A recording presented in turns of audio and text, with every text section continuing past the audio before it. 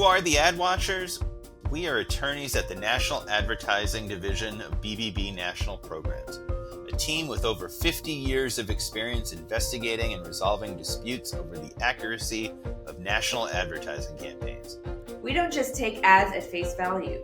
We put them to the test. Why? Because advertising law can be simple, but it's the execution that's hard.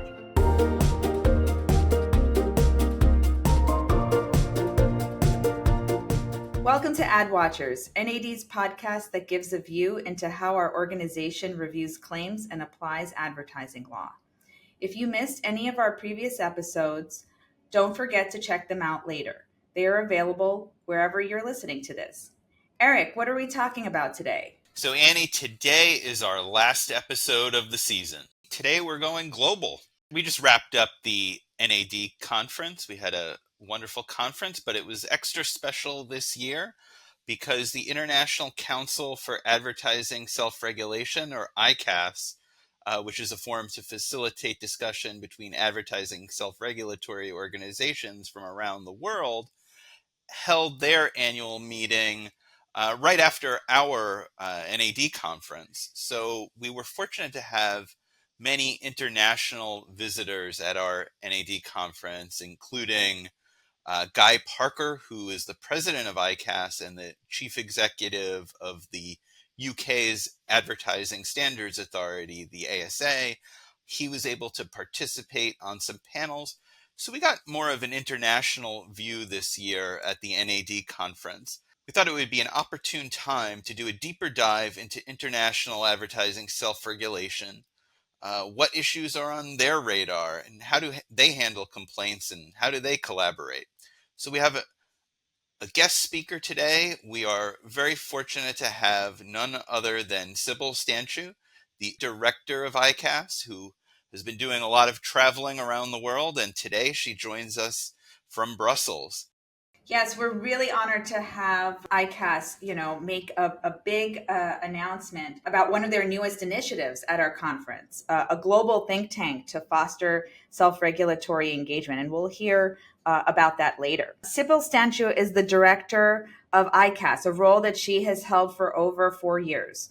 She has been involved in the field of advertising, particularly in advertising standards and self-regulation since 2008, when she joined the European Advertising Standards Alliance, where she worked for almost 11 years. Welcome, Sibylle. Thank you so much. It's so exciting to be here. So thanks for having me and inviting me. We're excited to have you. Before we start, can you tell us a little bit more about your story and where you're from and what led you to this kind of work? Good question. Thanks. So, when a few years back, when I was thinking, how did I end up in advertising and advertising self-regulation? It was kind of by chance, and there was no kind of a clear link. But the more I actually think about it, and since I work for ICAS, it felt like it becomes clearer to me, how I ended up. So my background is in philosophy. I studied philosophy for many years, and I was just always really passionate about it. These big questions about, life and human beings, the human condition. And I was just very curious. So I studied quite a bit of different fields, but really ended up in ethics. Basically, if you just, look at it, it's the question of what is right and wrong, what is a right and wrong behavior. So that was an important question for me.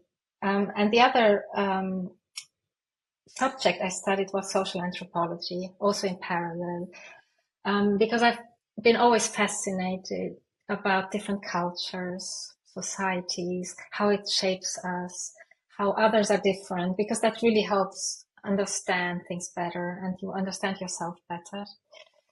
And then after my studies, I moved to, one day to Brussels and thought, what am I going to do next? And I just saw an ad out there that talked about ethics in advertising. And I was just thinking, how does that fit together? I was just really curious. So I applied and they, offered me the job and I took it. And I thought, well, I'll just do it for a few months and let's see.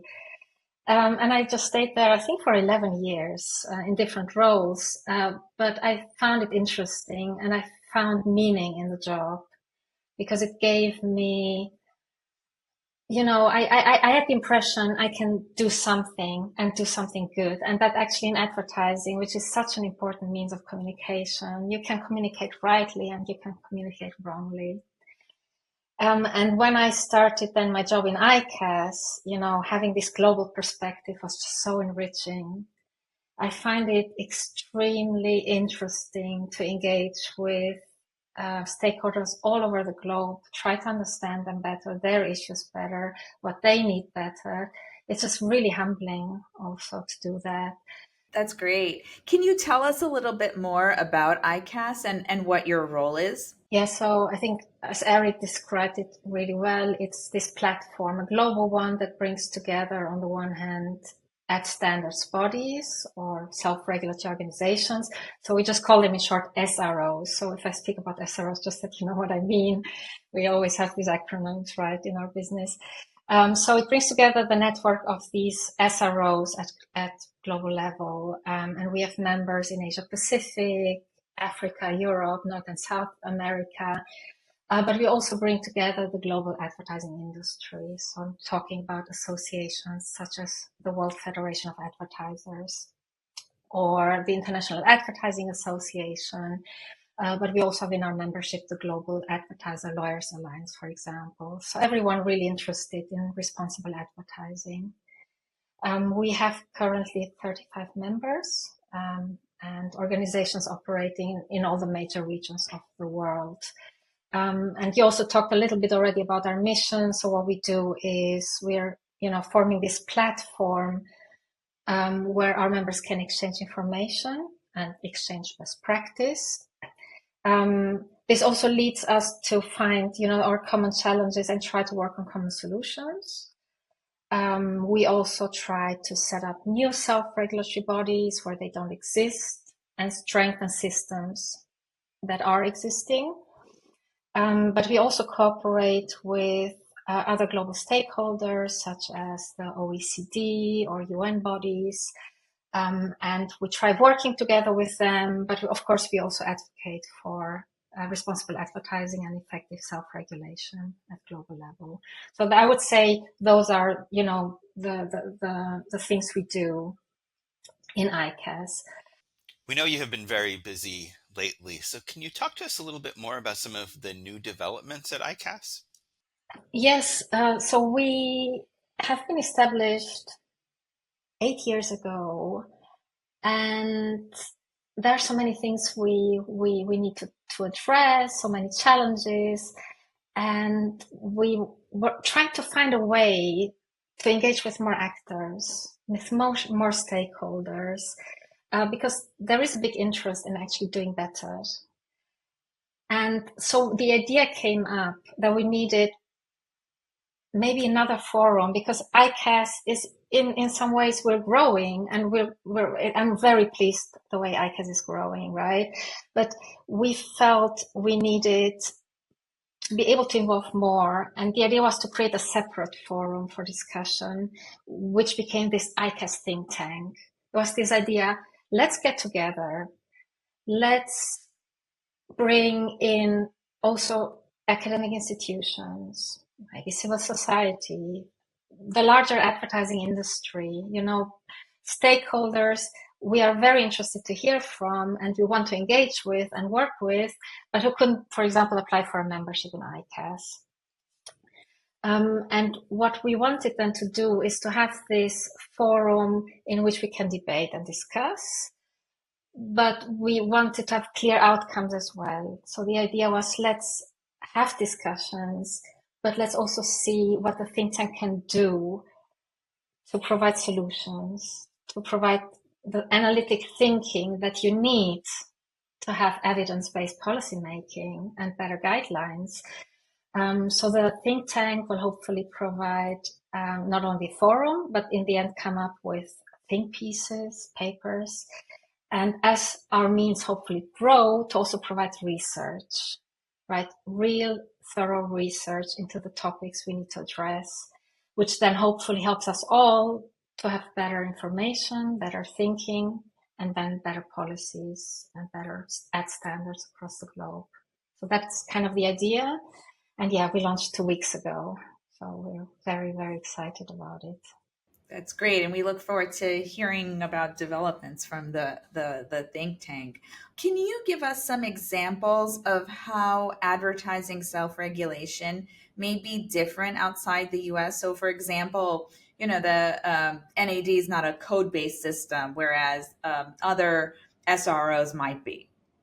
Exactly. So every self-regulatory system is to some extent just different from another one. And I think that's quite clear why that has to be, because a system needs to complement, first of all, the legal framework in a country, and the laws are differing, right? But then the system also needs to adapt to the cultural differences, societal expectations.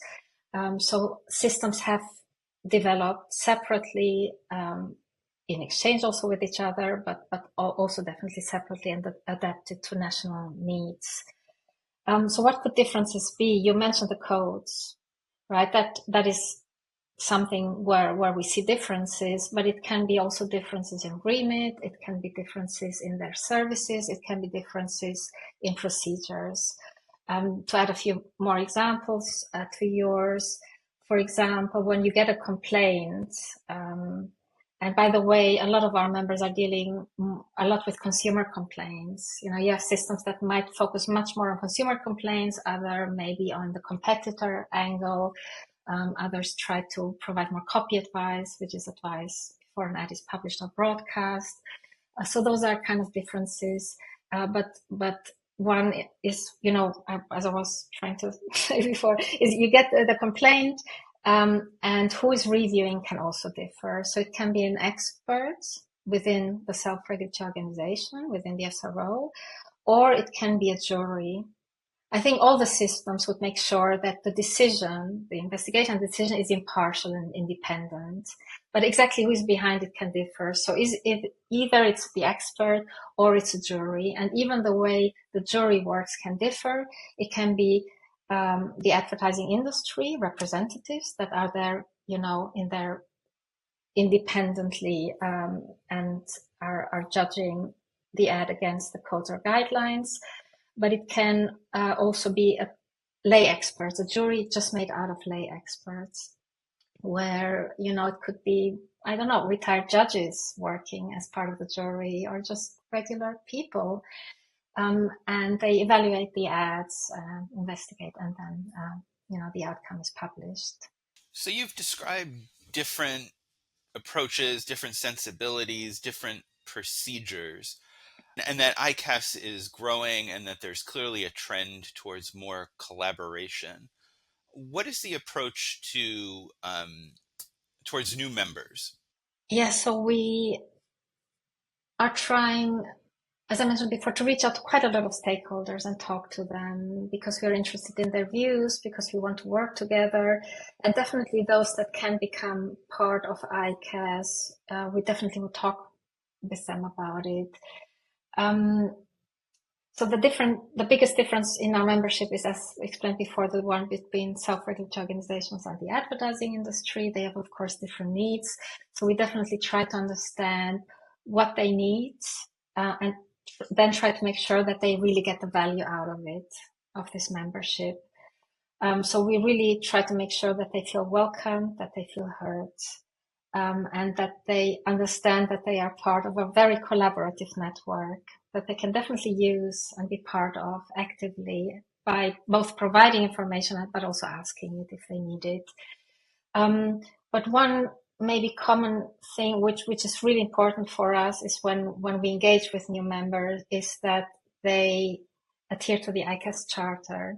So we published in 2021 the ICAS Charter, which is our commitment to strengthen self-regulation globally, by enhancing the cooperation, the coherence and the consistency. So it has kind of these 10 key principles that we think need to be in place for an effective self-regulatory system, and that our members need to commit to adhering to them or implement them as much as they can. But given that every member is different, maybe not every member can do everything, right? The advertising industry doesn't have the jury.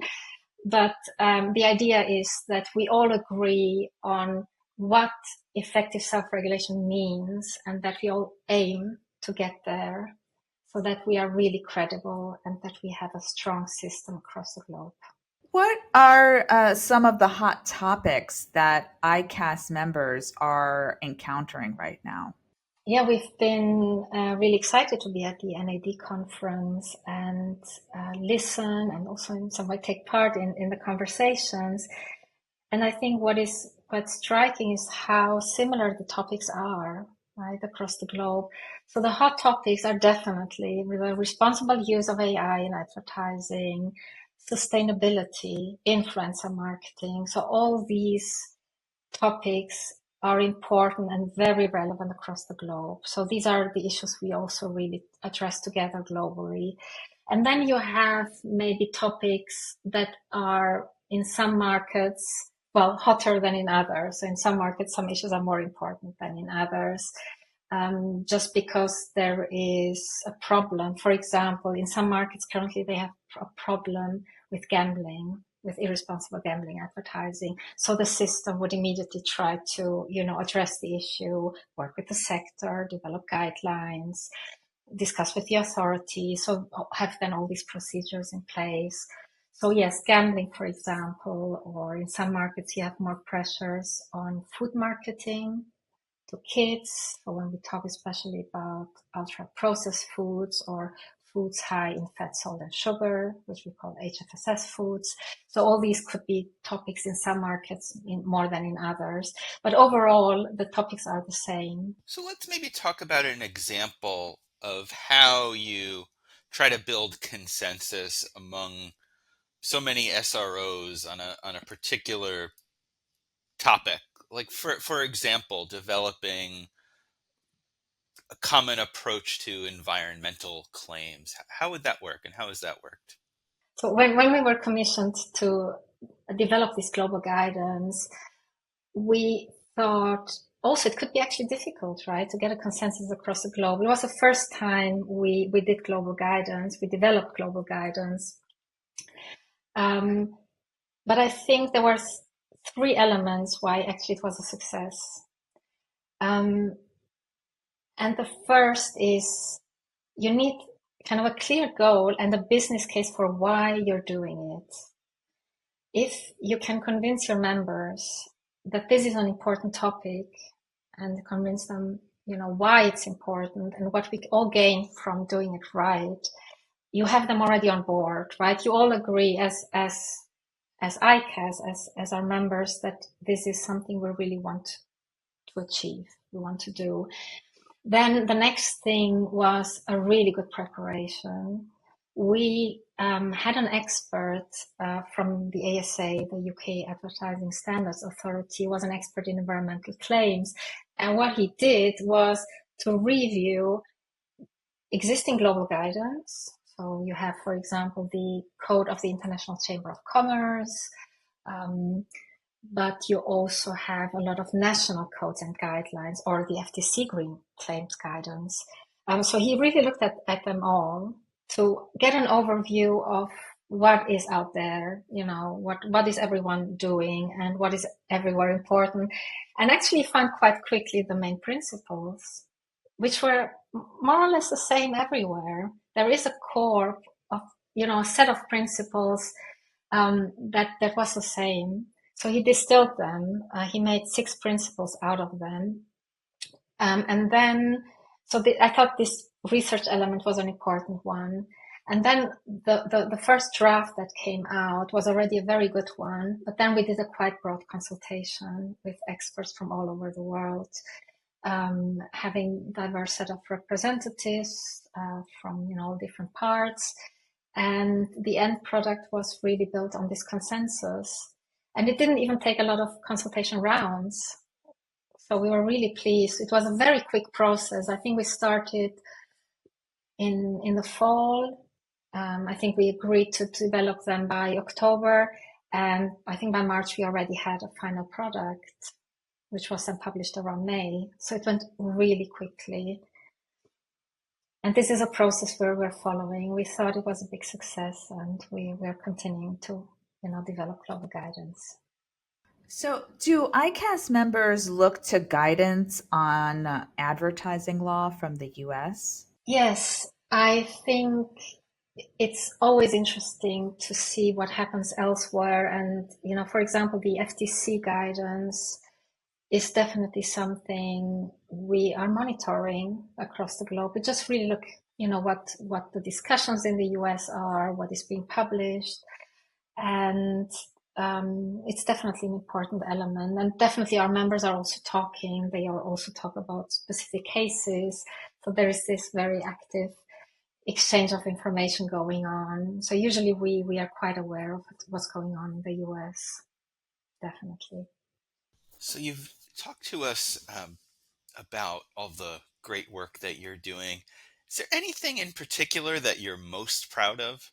So working for ICAS, we've done a few initiatives, and I'm quite proud of quite a few of them. But definitely my most favorite is the Global Think Tank, because it's an exciting idea, and we will be increasing our capacity to do more, to be more effective, to have hopefully more impact. And just the goal of the think tank, just to make advertising work better globally, just of course appeals to me. So I'm passionate about that. And the feedback we got since we launched the think tank is almost overwhelming. It's so positive. We get so many calls and emails, people being interested, and companies, associations, university thinking about joining. So that makes it just really exciting. And so I really look forward to the first output of the think tank, and just hopefully being able to accompany its growth. What is your advice to US brands who want to advertise abroad? So my advice to US brands advertising abroad is that they need to be aware that advertising regulation and standards might be stricter. There might be, restrictions to advertise certain services or certain products. So get the information you need and try to get advice. And there is one easy way to get advice, definitely in the markets where there is a self-regulatory system, and, US brands interested can see it on our website where they can find an SRO, because many of our members provide copy advice. So it's advice that often doesn't cost much, and is very quick. So they immediately, find out if the advertisement they would like to broadcast or publish is okay. So that is quite important. But most of all, of course, try to do the right thing. Just try to make sure that your ad is legal, decent, honest, truthful, and socially responsible. The kind of the key elements. Apply common sense. Put yourself in the shoes of a person who might see or hear the ad, and just make sure that you're advertising responsibly. But definitely, if you can, get advice, get help, because it's out there. So before we finish, let's try to take a look ahead. What do you see as some of the trends that you expect over the next 5 or so years in the advertising self-regulatory landscape? I think we see how a few issues are just accelerating. I think AI is fascinating. It's will play a huge role in advertising, and it will accelerate both the good and the bad. So our members, for example, use AI to monitor advertising. So it's great to have this tool.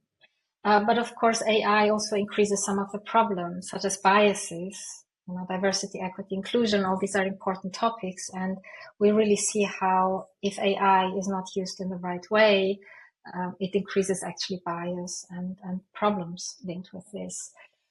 So I feel that advertising self-regulation is more important than ever. And we need to be part of the solutions. We need to address the issues. We need to be honest about the problems. We need to develop better guidelines if needed, or apply the guidelines we have better. So I think a lot needs to be happening. We need to work hard. We need to be aware of the developments, technological developments, societal developments, and try to address the issues, because advertising self-regulation is about making things right? Keeping our own house in order, ensuring that the people out there can trust the ads they see. So I feel that we have an important role to play, and I hope that ICAS can really play a supporting role in helping all the ad standards bodies across the globe achieve that. Well, thank you so much, Sibylle. It was really great to hear your insights about ICAS and sort of how you see the global landscape of advertising. I think it'll be very instructive to our viewers. No, thank you so much. It's been really a pleasure to be here with you. And definitely was very excited to be at the NAD conference, and I really look forward to what we can achieve together in the years to come. But thanks so much for having me. So Annie, I think we learned a couple things in this interview, and some things that our audience should take away. First, for me, is that, and you heard this from Sibylle, she really showed her commitment to ethics and truth in advertising. Americans may, their encounters or their perception of advertising in other countries may be, these wacky ads that may not fit with our own sensibilities and what's going on over there in other countries. But I think what we heard today was that there is that same deep ethical commitment across organizations in different countries to getting truth in advertising, and that fundamental principle rings true. Yeah, absolutely. I think another point is that there's collaboration. There's a strong commitment to collaboration with ICAS, while respecting sort of the differences, in each country's priorities and cultural differences and so on. And I think, the global think tank is a great example of how they're going to, bring together different SROs, other stakeholders together to, be able to discuss different issues and again, come to some kind of consensus on principles going forward. And then as far as the particular issues that other countries are dealing with in advertising, we heard about influencer marketing. We heard about the challenges of AI in advertising. We've heard about claims relating to sustainability and how these are challenges no matter where you are in the world as an advertiser and as a consumer. And that, companies will, as they do in the United States, need to consider their advertising as best they can from the perspective of the consumer and whether or not what they're saying is truthful and not misleading. Thank you again for tuning into this episode of The Ad Watchers. We hope you enjoyed our conversation. We look forward to bringing you new episodes next season.